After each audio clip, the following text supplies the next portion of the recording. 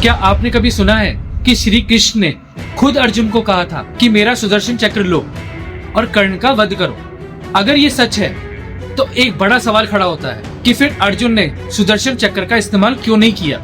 ये घटना आती है महाभारत के कर्ण वध के समय की, जहाँ कर्ण और अर्जुन के बीच इतिहास की सबसे बड़ी लड़ाई चल रही थी। कर्ण एक एक करके अर्जुन के सारे अस्त्रों को काट रहा था और पांडव सेना में घबराहट फैल गई थी।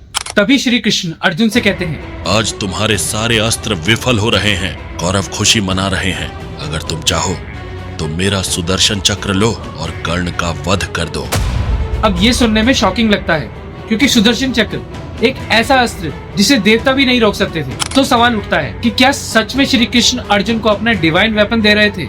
और यही सबसे बड़ी गलती लोग करते हैं, वो इस डायलॉग को लिटरल मान लेते हैं, लेकिन असल में महाभारत में श्री कृष्ण अर्जुन को बार बार मोटिवेट करने के लिए प्रोवोक कर रहे थे, उकसा रहे थे, और ये एक साइकोलॉजिकल पुश था। कहीं भी ये नहीं लिखा कि श्री कृष्ण ने सच में सुदर्शन चक्र दिया या अर्जुन ने इसे इस्तेमाल किया।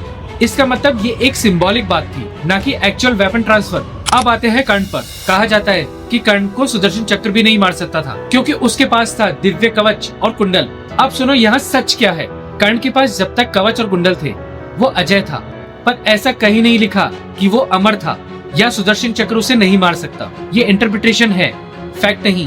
अगर सच में सुदर्शन चक्र से कर्ण नहीं मर सकता तो फिर श्री कृष्ण उसे यूज करने की सलाह क्यों देते? सोचो, इससे साफ होता है कि सुदर्शन चक्र अब भी एक सबसे पावरफुल वेपन था।